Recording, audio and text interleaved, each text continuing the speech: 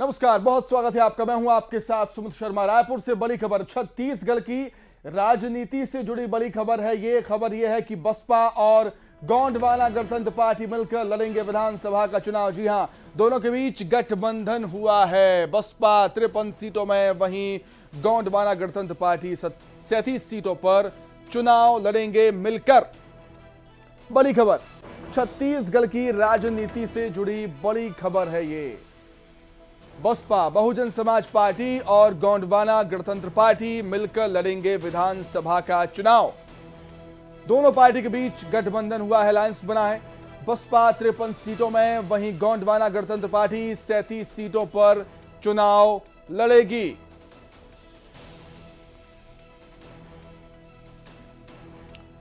तो विधानसभा चुनाव से पहले एक बड़ी खबर, छत्तीसगढ़ की सियासत से जुड़ी, छत्तीसगढ़ की राजनीति से जुड़ी यह बड़ी खबर है।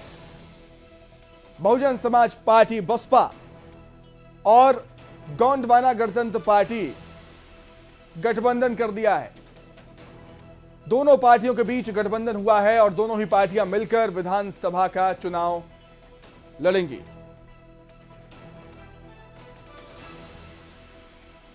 बसपा 53 सीटों पर और गोंडवाना गणतंत्र पार्टी 37 सीटों पर चुनाव लड़ेगी। छत्तीसगढ़ की सियासत से जुड़ी इस वक्त की सबसे बड़ी खबर है। तो क्या समीकरण बनेंगे इस गठबंधन से, वो हम जानेंगे। सीधे रुख करेंगे रायपुर का। हमारी सहयोगी ममता लांजेवार जुड़ गए हमारे साथ लाइव। ममता, जो गठबंधन हुआ है बसपा गोंडवाना गणतंत्र पार्टी के बीच, उस गठबंधन के बाद किस तरह की सियासी समीकरण आप देख रही हैं अब छत्तीसगढ़ की राजनीति में? ममता।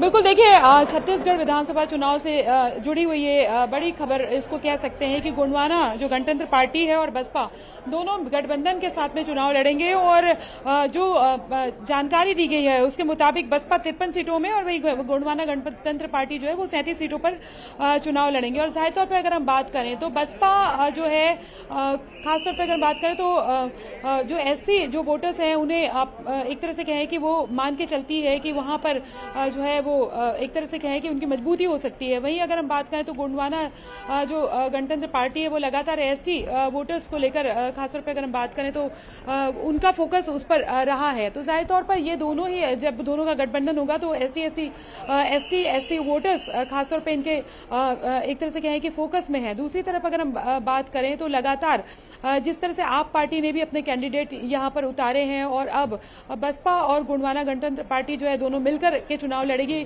पिछले विधानसभा की अगर हम बात करें तो बसपा से 2 विधायक यहां पर हैं।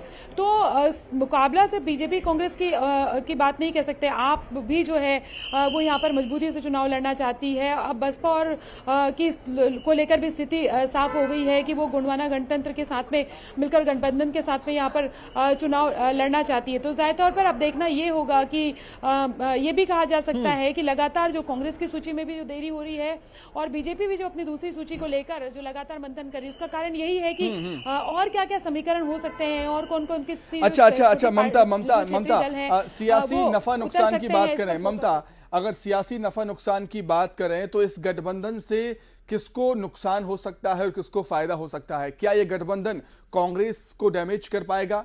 क्या बीजेपी को नुकसान कर पाएगा? क्या क्या क्या होगा इस गठबंधन से?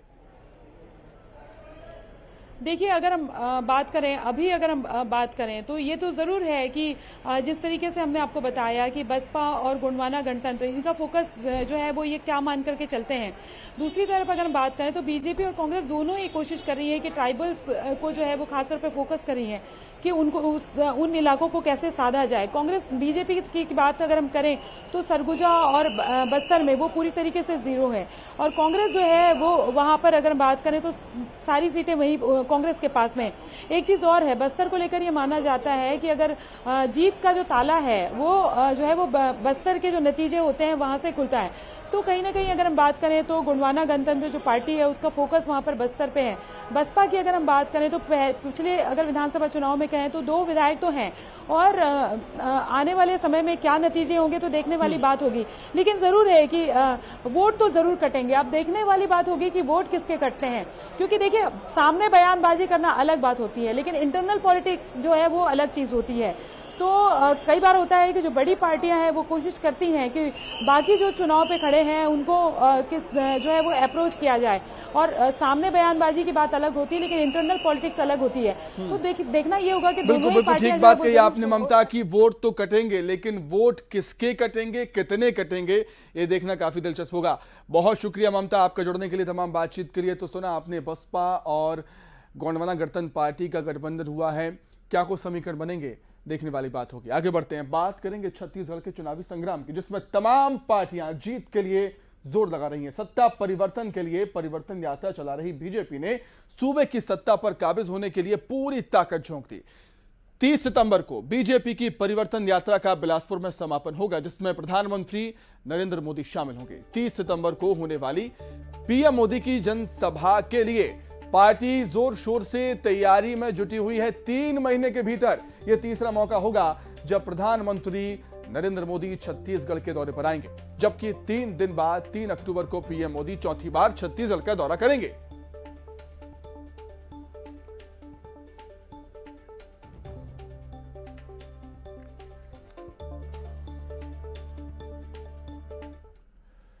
वहीं प्रधानमंत्री मोदी के बिलासपुर दौरे के साथ ही जगदलपुर दौरे की तैयारियां भी बीजेपी ने शुरू कर दी हैं। तैयारियों का जायजा लेने खुद केंद्रीय स्वास्थ्य मंत्री मनसुख मांडविया और बीजेपी प्रदेश प्रभारी ओम माथुर विशेष विमान से जगदलपुर पहुंचे, जहां उन्होंने बीजेपी नेताओं के साथ पीएम मोदी के दौरे पर चर्चा की। बस्तर बीजेपी के लिए काफी अहम संभाग है।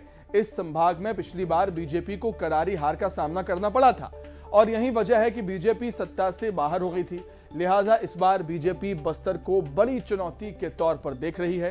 पीएम मोदी का दौरा उसी कड़ी का एक हिस्सा है। पार्टी को उम्मीद है कि मोदी के दौरे से बस्तर का चुनावी माहौल उनके पक्ष में हो जाएगा।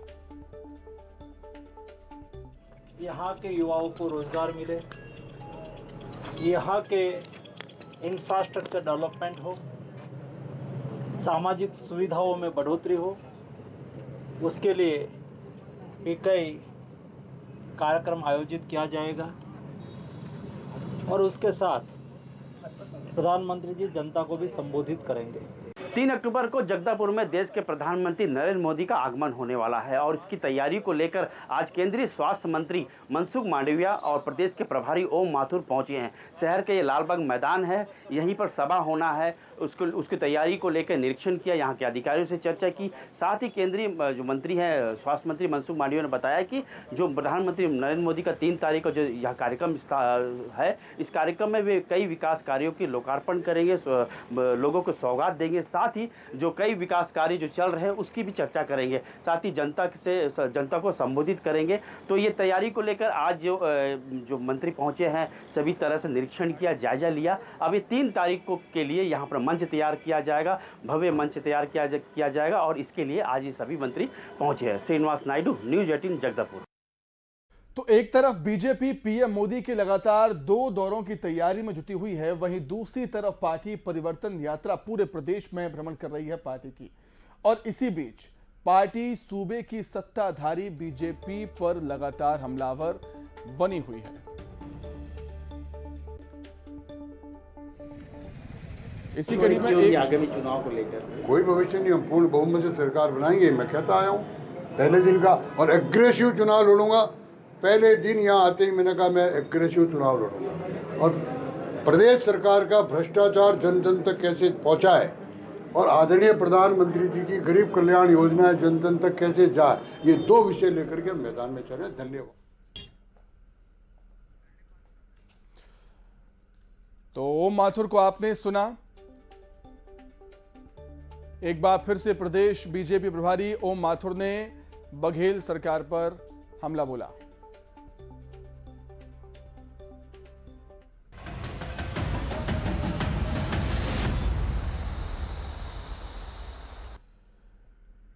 तो एक एक तरफ प्रमुख विपक्षी पार्टी बीजेपी छत्तीसगढ़ विधानसभा चुनाव की तैयारियों में जुटी हुई है, तो वहीं दूसरी तरफ सत्ताधारी पार्टी कांग्रेस भी अपनी सत्ता बरकरार रखने के लिए कोई कोर कसर नहीं छोड़ना चाहती। यही वजह है कि पार्टी अपने सबसे बड़े नेता राहुल गांधी को छत्तीसगढ़ के मैदान में उन्होंने उतारा। छत्तीसगढ़ दौरे पर पहुंचे राहुल गांधी बिलासपुर के परसदा में आवास न्याय सम्मेलन में शामिल हुए। राहुल गांधी ने कहा कि चुनाव के समय हमने आपसे छत्तीसगढ़ की नींव को मजबूत करने वाले वादे किए थे। किसानों का कर्जा माफ, बिजली बिल हाफ और 2500 रुपए प्रति क्विंटल धान की खरीदी का वादा किया था। हमने ये वादा पूरा किया। भूमिहीन मजदूरों को 7000 रुपए प्रति महीने हमने देना शुरू किया। स्वास्थ्य के लिए 70 लाख परिवारों को हमने 5 लाख रुपए तक इलाज की सुविधा दी। 42,000 भर्तियां की। युवाओं को प्रतिमाह बेरोजगारी भत्ता 2500 रुपया दिया जा रहा है।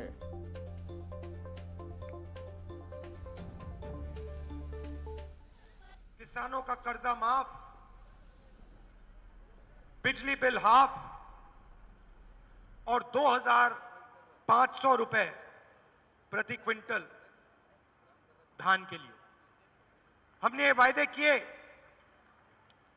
और देश के प्रधानमंत्री नरेंद्र मोदी जी ने कहा कि कांग्रेस पार्टी इन वायदों को पूरा नहीं कर सकती। सच्चाई आपके सामने है।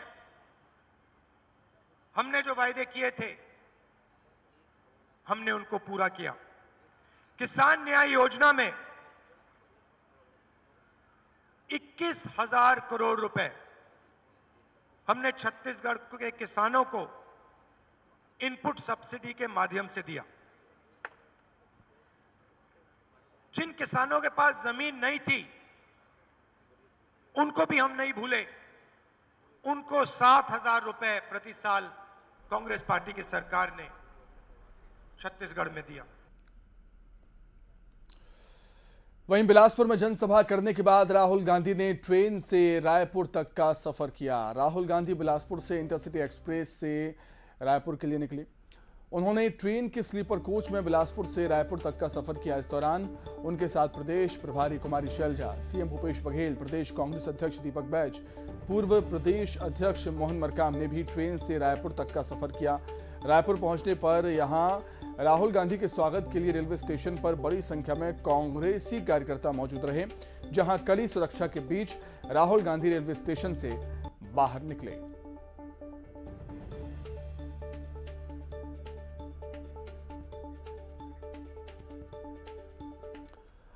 और इससे पहले बिलासपुर को सौगात देने के लिए राहुल गांधी आज रायपुर पहुंचे, जहां माना एयरपोर्ट पर राहुल गांधी का स्वागत CM Bhupesh Baghel, deputy CM TS Singhdeo ने किया।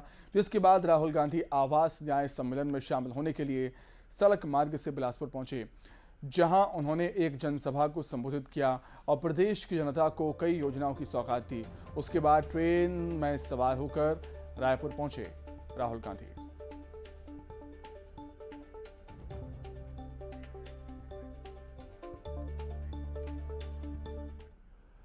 राहुल गांधी के बिलासपुर दौरे पर सरोज पांडे ने कड़ा तंज कसते हुए कहा कि छत्तीसगढ़ के 16 लाख लोगों को राज्य सरकार ने आवास नहीं दिया। इस पर जरूर राहुल गांधी को बोलना चाहिए। केंद्र की योजनाओं का लाभ जनता को क्यों नहीं मिल रहा है, इस पर भी जवाब देना चाहिए।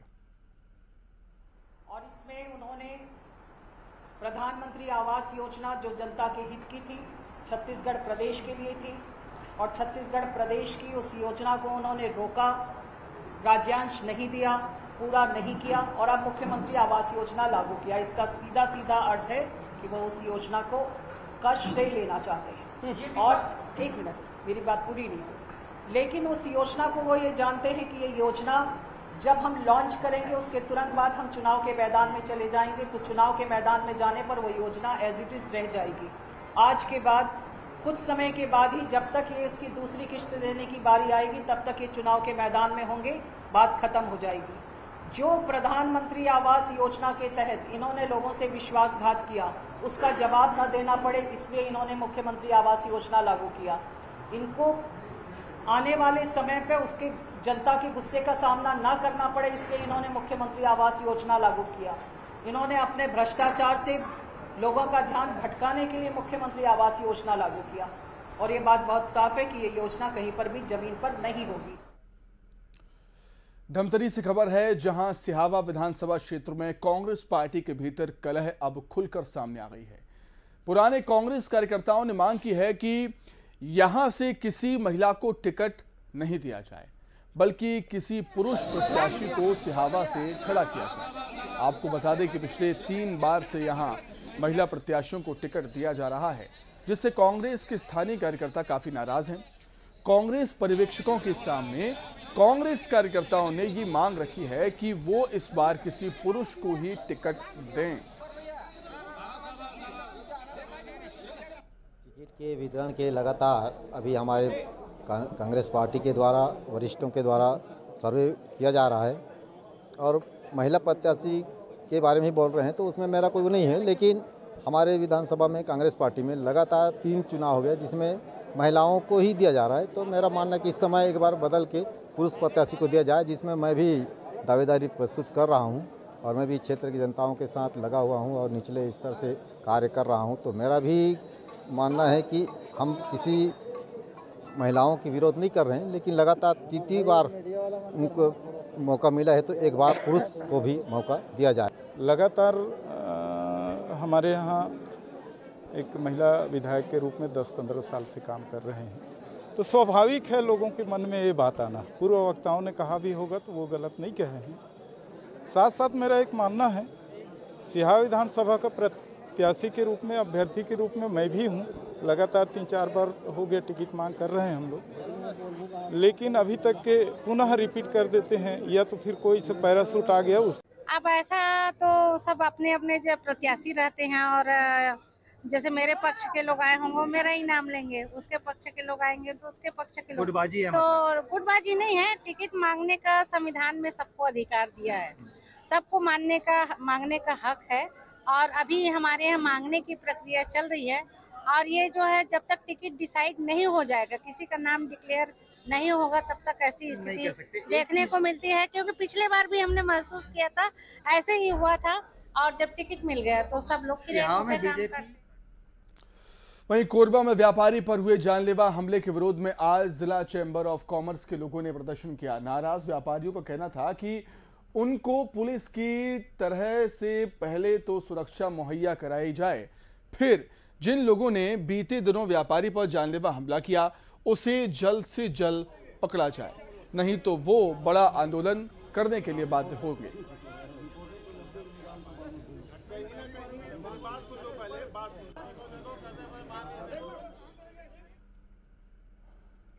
मुंगेली में दिव्यांग सेवा संघ के लोगों ने आज रैली निकाली। रैली का मकसद प्रशासन को चेतावनी देना था कि वो फर्जी प्रमाण पत्र के सहारे नौकरी करने वालों पर कार्रवाई करें और जिन दिव्यांगों को पास दिव्यांगता का प्रमाण पत्र है उनको सरकारी सुविधाओं का लाभ मिले। पैदल मार्च में निकले दिव्यांग जनों को तहसीलदार और पुलिस ने ये समझाइश दी है कि वो अपना प्रदर्शन खत्म कर दें, जो भी उचित कार्रवाई होगी वो की जाएगी। तो फर्जी प्रमाण पत्र बनाने वालों पर कार्रवाई की मांग की गई है। पुलिस ने प्रदर्शनकारियों से अपील की। दिव्यांग सेवा संघ के लोगों ने रैली निकाली थी। बड़ी संख्या में लोग इस रैली में शामिल हुए थे।